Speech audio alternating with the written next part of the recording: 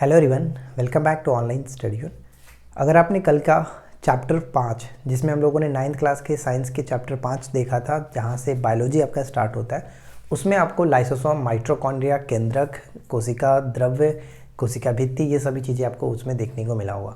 तो उसमें से जो जो टॉपिक इंपॉर्टेंट है, क्योंकि एनसीईआरटी में तो बहुत छोटा सा दिया गया था, बहुत ही कम दिया गया, लेकिन उसमें मैंने जितना भी था उसमें आपको समझाया था और बताया भी था कि मैं आपको उसके बारे में अच्छे तरीके से बोर्ड पर एक एक टॉपिक को बता दूंगा ताकि आप उस टॉपिक से रूबरू हो सके। ठीक है, तो उसमें मैंने लाइसोसोम आपको बताया था कि लाइसोसोम क्या होता है, क्या उनका कार्य क्या होता है।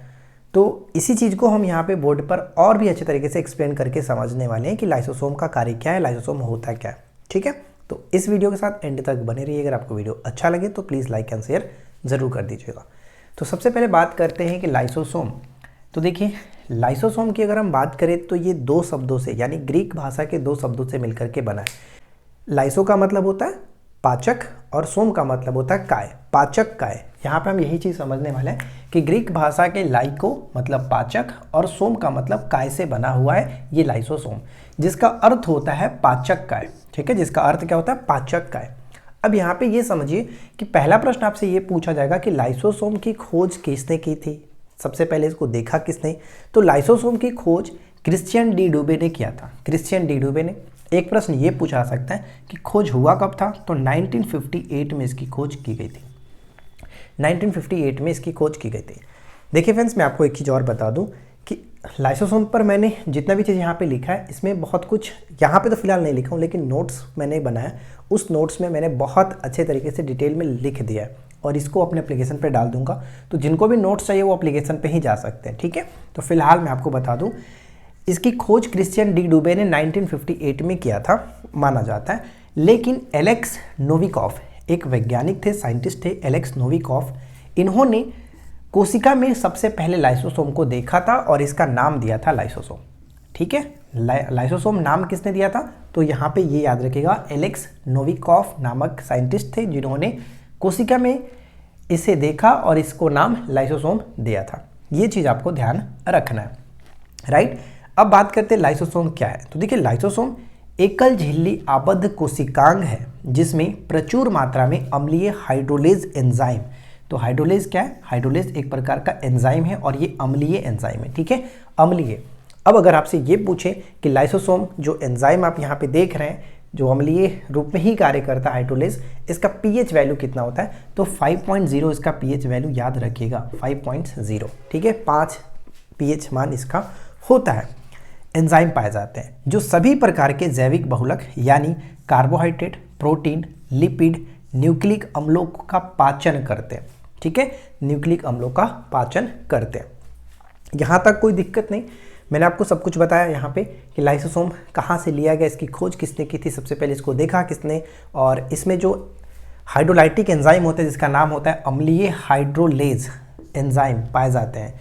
मैं आपको बता दूं कि लाइसोसोम में करीब 40 प्रकार के एंजाइम पाए जाते हैं। ठीक है, मैं आपको नोट्स में बताऊंगा, नोट्स में सब कुछ दिया गया। तो फिलहाल सब बस इतना ही समझिए जितना यहाँ पे आपको बता रहा हूँ। अगर आपको बहुत अच्छे से जानना है, उसके बारे में डिटेल चाहिए जाके आप बाद में रिविजन कर सको, तो आप नोट्स पे जा करके पढ़ लीजिएगा। अब देखिए कि बात करते हैं कि लाइसोसोम के प्रकार कितने।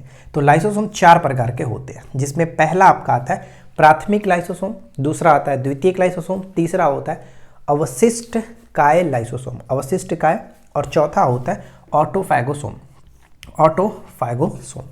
देखिए, प्राथमिक जो लाइसोसोम है इसके बारे में अगर हम बात करना चाहें तो मैं आपको बता दूं कि जब लाइसोसोम बनता है, प्राथमिक की बात कर रहे हैं, जब लाइसोसोम बनता है तो इसमें अम्लीय हाइड्रोलेज जो होता है वो निष्क्रिय रूप से इकट्ठा होता है। निष्क्रिय रूप से जो ये देख रहे हैं ना कि अम्लीय हाइड्रोलेज एंजाइम जो होता है वो यहाँ पे निष्क्रिय रूप से इकट्ठा होता है और ये अम्लीय रूप में ही कार्य करते हैं। तो इस पॉइंट को सबसे पहले तो आपको ध्यान रखिएगा कि ये कहाँ पर इकट्ठा होता है, तो प्राथमिक लाइसोसोम में, और इसे हम लोग भंडारण कर्णिकाएं के नाम से भी जानते हैं, भंडारण कर्णिकाएं, जहाँ पर जाकर के अम्लीय हाइड्रोलेज एंजाइम इकट्ठा होते हैं निष्क्रिय रूप से। ठीक है, पीएच वैल्यू पूछा जाए तो 5.0। उसी तरह से द्वितीय की बात करें तो द्वितीयक जो लाइसोसोम होता है वो प्राथमिक लाइसोसोम और साथ ही साथ फैगोसोम नामक जो एक पदार्थ होता है, उन दोनों के संलयन से ये बनता है, संलयन के रूप में ये कार्य करते हैं। नाम से ही आपको क्लियर होगा अवशिष्ट, यानी कि मैं आपको ऐसा समझाना चाहता हूँ। इसमें क्या होता है एक्चुअली कि लाइसोसोम में जो अपचनीय यानी पचने जो नहीं पचने वाला पदार्थ होता है, अपचनीय सामग्री क्या होता है, इसमें एक्सोसाइटोसिस एक प्रक्रिया होती है। एक्सोसाइटोसिस प्रक्रिया के द्वारा कोशिका से इसको बाहर निकाला जाता है। इसमें ही अवशिष्ट काय लाइसोसोम के अंतर्गत है। ठीक है, इस चीज़ को ध्यान रखिएगा। और ऑटोफैगोसोम की हम बात करें तो नाम से ही क्लियर होगा, ऑटो यानी स्वयं। ठीक है, खुद की कोशिका के कोशिकांगों को अघटित करते हैं, उनको हम लोग कहते हैं ऑटोफैगोसोम। इन सारों के बारे में वैसे आपको ज़्यादा जानने की ज़रूरत नहीं है, लेकिन तीसरा इंपॉर्टेंट था। तीसरा मैंने आपको बताया किस प्रक्रिया के द्वारा कोशिका से बाहर निकाला जाता है, तो एक्सोसाइटोसिस। एक्सोसाइटोसिस एक प्रक्रिया होती है जिसके द्वारा कोशिका से बाहर निकाला जाता है। तो ये 4 चीज़ आपको है जो कि मैंने नोट्स में इसके बारे में अच्छे से एक्सप्लेन किया, आप जाकर के पढ़ेंगे तो आपको क्लियर होगा। अब यहाँ पे पॉइंट आता है कि लाइसोसोम से संबंधित रोग कौन कौन से हैं। तो लाइसोसोम से संबंधित 3 प्रकार के रोग बेसिकली देखने को मिलता है। ये तीनों रोग मैंने यहाँ पे लिखा है। पहला गुच्चर रोग, ठीक है, गुच्चर रोग ध्यान रखिए। दूसरा होता है टे सेक रोग, टे सेक रोग भी आपका लाइसोसोम से संबंधित है। और तीसरा होता है पोम्पेस रोग, ठीक है, पोम्पेस रोग भी आपका लाइसोसोम से संबंधित है। अगर आपसे कभी ऑप्शंस में दे दिया जाए कि निम्नलिखित में से कौन सा रोग जो कि लाइसोसोम से संबंधित नहीं है, या फिर लाइसोसोम से निम्नलिखित में से कौन सा रोग जुड़ा हुआ है, तो इन तीनों नामों को अभी जब तक याद नहीं रखेंगे फिर आपको ये क्लियर नहीं रहेगा। तो गुच्चर, टेसिक और पोम्पेस ये तीनों रोग लाइसोसोम से संबंधित है। अब मेन पॉइंट आता है कि लाइसोसोम का हमारे शरीर में कार्य क्या है। ठीक है, मैंने 1 लाइनर फॉर्म में भी नोट्स में अच्छे से लिखा हुआ है। बहुत सारे प्रश्न बनाकर के करीब 10-12 प्रश्न आपको देखने को मिलेगा जो कि कई बार बार यहाँ से पूछे जाते हैं। ठीक है, तो देखिए यहाँ पे एक लिखा गया कि फैगोसाइटोसिस या फिर पिनोसाइटोसिस के माध्यम से कोशिका में प्रवेश करने वाले कणों का पाचन होता है।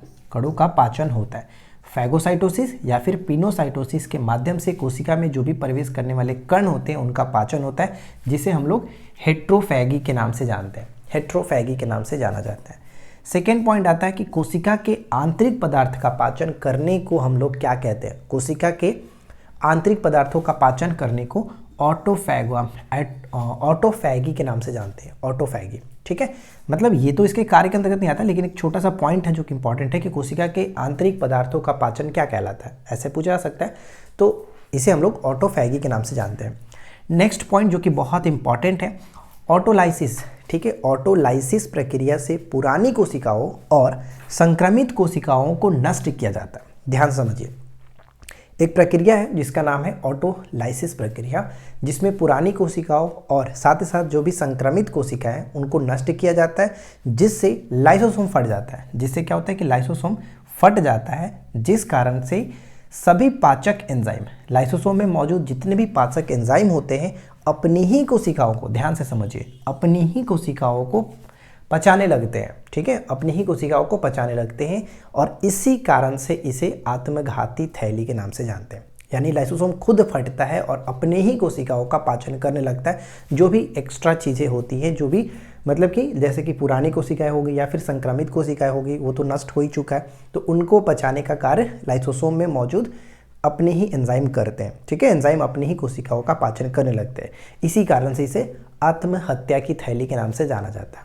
कई बार क्वेश्चंस पूछा जाता है कि आत्महत्या की थैली के नाम से किसको जानते हैं, तो लाइसोसोम को जानते हैं।